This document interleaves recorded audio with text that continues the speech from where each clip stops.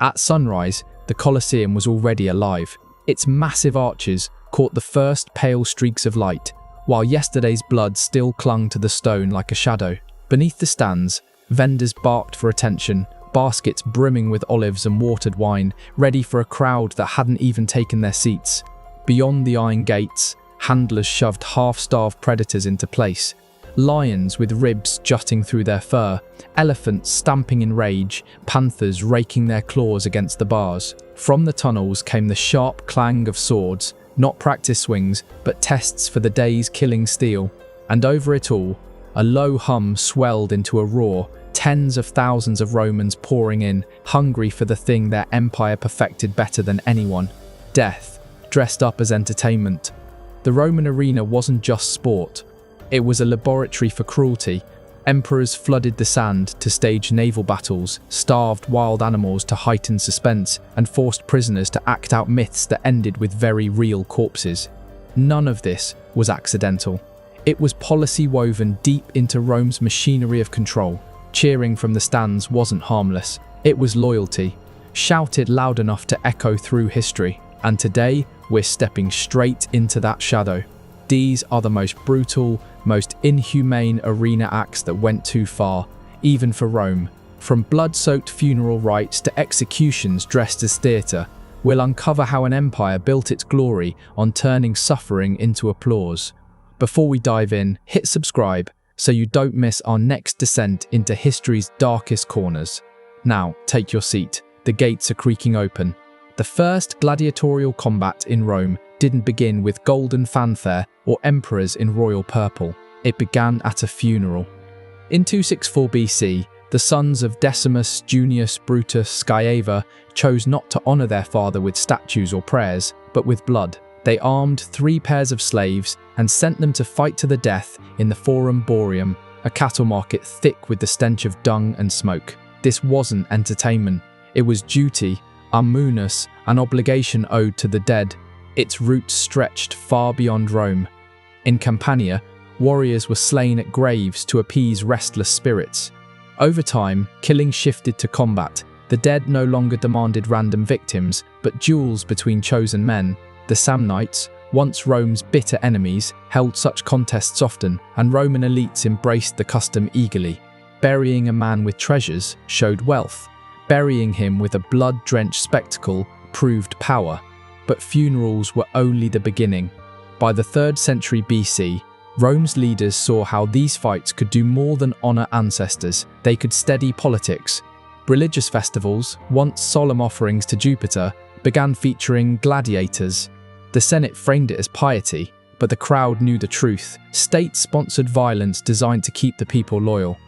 Even the armour told stories. Early fighters wore the shapes of conquered foes: the Samnite with his heavy shield, the Thracian with a curved blade, the Gaul with a broad sword. Watching them bleed was watching Rome's victories replayed, slash after slash. Death became propaganda, and as blood spilled, the venues grew. Temporary wooden stands gave way to permanent amphitheatres, temples to violence where thousands gathered. The games no longer belonged to grieving families, they belonged to the state. Each drop of blood whispered the same message. Rome commanded men, armies, even death itself. No one then could have guessed how far it would go. What started as ritual sacrifice morphed into theatre, and duty became obsession. Rome had discovered a new weapon power over not just the living, but the meaning of dying. And once unleashed, it never closed that door. The crowd's roar wasn't reserved for men. Sometimes it thundered for beasts hauled from the farthest edges of the known world. Lions from North Africa, leopards from the Caucasus, crocodiles from the Nile, even giraffes dragged across deserts. They weren't displayed as wonders of nature, but condemned as prey in a carnival of slaughter. Romans called these shows Venationes, hunts. They weren't about survival, but about domination, proof the empire could trap the wild and destroy it for pleasure. Julius Caesar set the tone in 46 BC, parading a giraffe, the first ever seen in Europe. They called it a camelopard, half camel, half leopard, because Rome had no name for such a creature. It didn't matter. The animal wasn't admired, it was thrown into the sand to be torn apart. The message was unmistakable. If Rome could seize the strangest beasts alive, it could conquer anything. The slaughter only grew. When the Colosseum opened in AD 80, Emperor Titus reportedly oversaw the deaths of more than 9,000 animals in one festival. Archaeologists have found bones etched with marks of deliberate starvation, evidence that lions and bears were weakened beforehand to ensure a quick, bloody kill. Even elephants, once the terror of Roman legions under Hannibal, were herded into the arena and butchered for cheers. Behind the scenes, logistics were part of the theatre. Exotic creatures had to be trapped, hauled across deserts, kept alive just long enough to meet their doom. Caravans dragged chains through scorching sands, delivering victims to a city that demanded fresh blood with every sunrise. Caravans dragged cages across deserts, fleets floated them down the Nile, and handlers risked their lives just to deliver living trophies to Rome. Seeing a panther in the wild was dangerous enough. Watching one explode from a cage in front of 50,000 screaming spectators, that was power made visible. Every creature was a living souvenir of conquest, proof that the empire's reach knew no limits. Some emperors made these hunts their own private stages. Commodus, Rome's most flamboyant showman, strode into the arena dressed as Hercules, slaughtering hundreds of animals himself. He wanted to look like a god among beasts, but everyone could see the truth, a fragile ego with a bow. The hunts were often rigged, animals were chained, maimed, or half-starved so the emperor could bask in a guaranteed victory. And the people, they cheered, not because they admired him, but because when the emperor hunts, silence could be fatal. Behind the cheers, a quieter tragedy unfolded. Ancient writers like Pliny the Elder warned how rare species vanished from their homelands after decades of Roman slaughter. Lions, leopards, and even elephants were pushed toward extinction to feed the empire's appetite for spectacle. The Colosseum wasn't just a theatre of death, it was an ecological wrecking ball. But for Rome, extinction didn't matter. What mattered was the illusion that nature itself could be captured, starved, and destroyed for fun. Every carcass on the sand was another brick in the wall of imperial control. When you picture a gladiator, you might imagine two evenly matched warriors locked in noble combat. The reality was far more twisted. Rome thrived on imbalance, on contests engineered for cruelty. They built bizarre weapons, imposed absurd rules, and staged fights no one could truly win. Some victims weren't fighters at all. Prisoners and condemned criminals were shoved into the arena dressed as clowns, handed wooden swords, and sent to die against seasoned killers. The crowd jeered as the doomed flailed and fell, public execution neatly disguised as sport. Even the weapons became characters. The retiaires fought with a fisherman's net and trident, squaring off against the secutor, whose smooth, rounded helmet was designed to deflect the net. It wasn't pure skill, it was suspense, a living riddle of whether the net would ensnare or the sword would break through. Romans devoured that tension, even when the match was as scripted as a stage play. The numbers grew more obscene. Sometimes one gladiator was thrown against several foes. Other days, entire units clashed like miniature armies, turning the arena floor into a swamp of blood, splintered shields, and mangled corpses. And when novelty wore thin, they reached further. Female gladiators, gladiatresses, stepped onto the sand in the 1st century AD. Writers like Juvenal mocked them, yet records prove they fought for real, against dwarfs, against beasts, even against each other. Their presence blurred gender lines, but reinforced a darker truth. No one, man or woman, was beyond Rome's hunger for spectacle. Even the helmets were weapons of torment. Some narrowed vision or muffled sound, forcing fighters to stumble half-blind while the audience roared with laughter. Others were so heavy that raising one's head became a contest all its own. Armor wasn't always protection, sometimes it was punishment. And then came the propaganda plays. Gladiators dressed as barbarians, forced to mimic Rome's defeated enemies. Their inevitable loss reminded everyone that the empire always prevailed.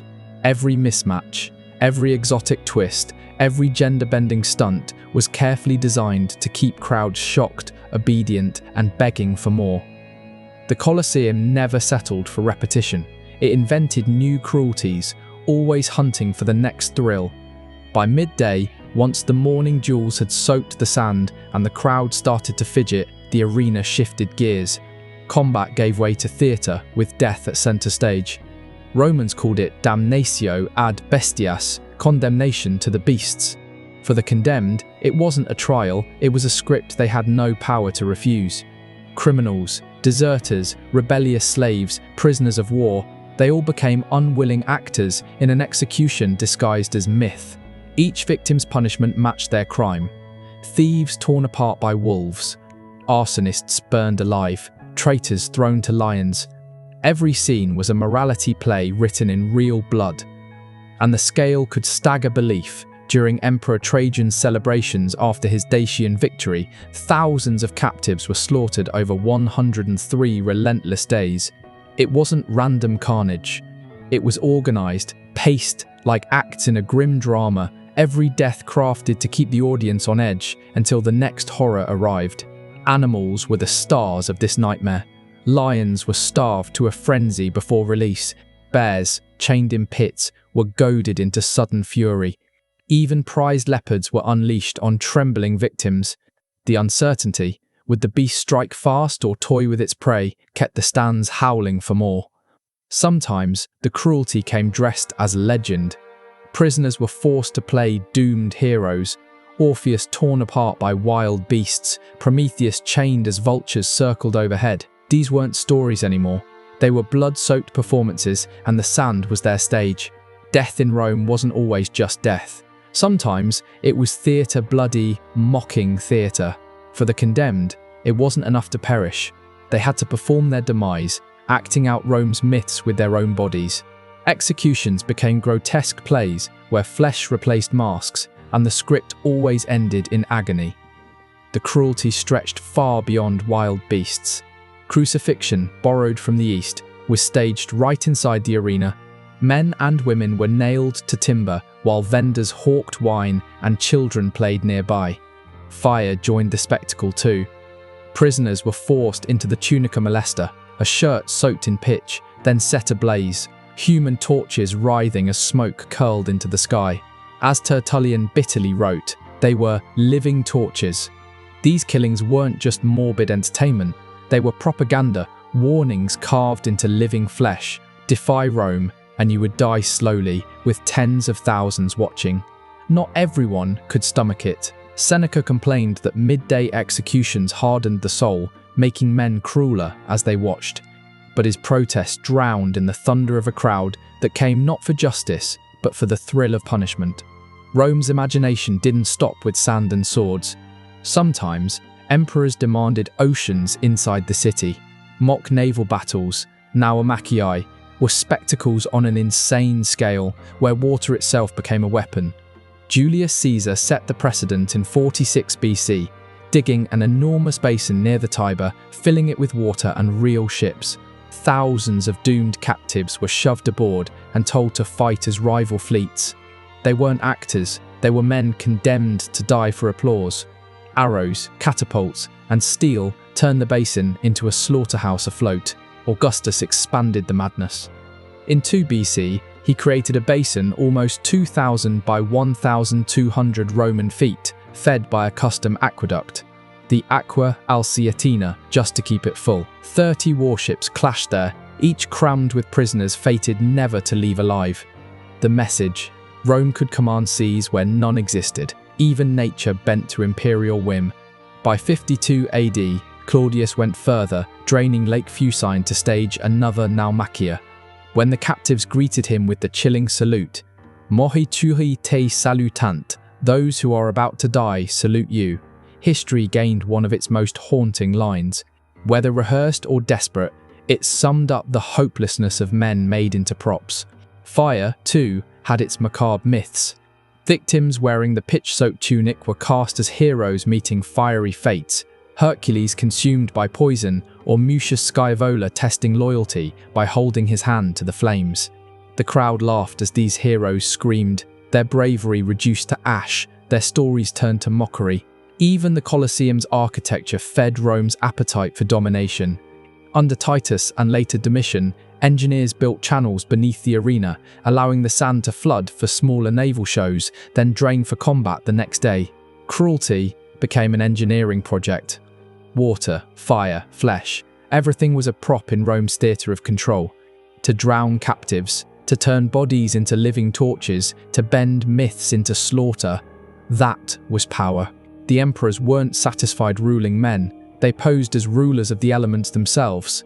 By the late 1st century, executions weren't punishments anymore. They were scripts dripping with creative malice, twisting cultural legends into tools of humiliation. Take the games inaugurating the Colosseum in AD 80. The poet Martial recorded an actor cast as Orpheus, the musician who tamed beasts with song. In myth, animals sat enchanted by his lyre. In the arena, a bear was released mid-performance and mauled the singer to death. Art turned to parody, beauty to butchery. Another victim was forced to play Daedalus, the inventor who escaped Crete on waxen wings. Suspended on a crude contraption meant to mimic flight, he soared, briefly, before plunging to the beasts below.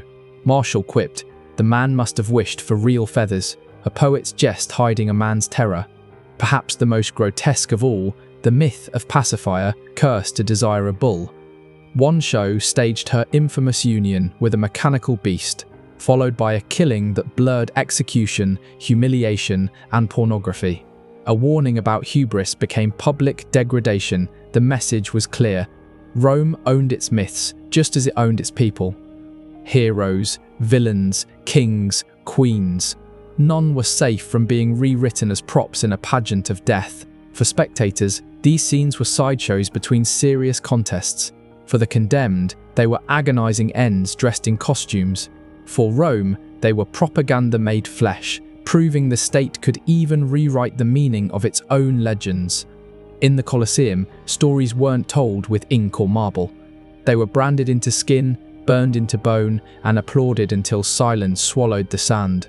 The line between rule and raw obsession blurred until an emperor's whim decided who lived, who died, and how. Caligula, infamous for his savage moods, once ran out of animals mid-show and casually ordered spectators dragged from the stands to fill the gap. They came to watch bloodshed, only to become part of it. Nero, addicted to his own image, treated the arena as a personal stage. Prisoners were dressed as tragic heroes from plays, then executed in ways that mirrored their scripted fates.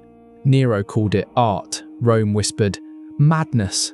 And then came Commodus, the ultimate showman emperor.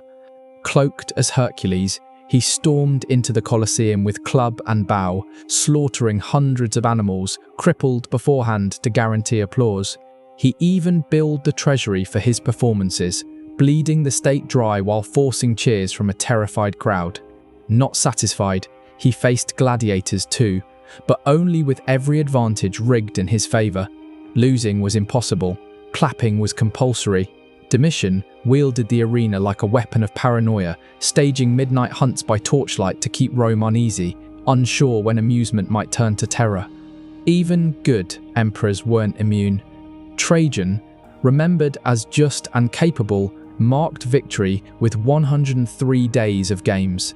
Thousands of deaths folded into a celebration of power. Spectacle fed egos, but it carried a price. Caligula and Commodus both died violently, remembered not for statecraft, but for theatre written in blood. The arena that lifted them up also exposed their madness. Not every Roman cheered. Philosophers, poets, early Christians left a quieter record, one that saw rot beneath the marble. Seneca confessed the midday executions hardened him, stripping away empathy rather than purifying the soul. Violence, he warned, seeped past the arena walls, poisoning daily life. Cicero, decades before, praised bravery yet condemned cruelty for cruelty's sake, though even he admitted the mob demanded games as proof of generosity. To govern meant feeding the beast. For Christians, the amphitheatre was both persecution and proof. Those who refused to renounce their faith were thrown to lions or burned alive, their deaths twisted into mass entertainment. Tertullian called the shows seedbeds of cruelty, indicting an empire that cheered injustice as sport. Economically, the games devoured fortunes. By late empire, rulers bankrupted themselves chasing spectacles grand enough to outshine predecessors. What once flaunted strength became an act of desperation. Culturally, the appetite dulled Rome's edge. Citizens who once honoured discipline now demanded cheap bread and endless circuses. Juvenal mocked this hunger with the phrase panem et circenses. To him, the craving for spectacle betrayed how far Rome had drifted from its republican roots. As frontiers cracked and funds dried up, the arenas crumbled. By the 5th century, the Colosseum, still colossal, stood hollow, its sand silent, its roars gone, but the moral questions never faded. Could a society that trained its people to revel in suffering truly endure? History's verdict suggests otherwise. Today, the Colosseum looms, scarred but proud. Walk its tunnels and you might still hear echoes. Iron clashing, beasts roaring, 50,000 voices rising as one. The stone is easy to admire. Harder, and more honest, is to remember its purpose, cruelty rehearsed until it felt normal. Rome's arenas weren't merely about blood, they were about control, shaping how citizens thought, laughed, and obeyed. Every hunt, every execution, every myth reborn in screams served the same end, to make power look eternal. And that is the warning carved into the ruins. A civilization that glorifies violence eventually crumbles beneath its own applause. So tell us, which of these spectacles, the hunts, the living torches, or the emperors drunk on their own shows, best reveals Rome's darkest soul? Drop your thoughts below, and if this dive into Rome's brutal entertainments gripped you, hit subscribe so you don't miss our next journey into history's shadows. Until then, remember, the Colosseum may be quiet now, but its echoes of cruelty still breathe through the stones.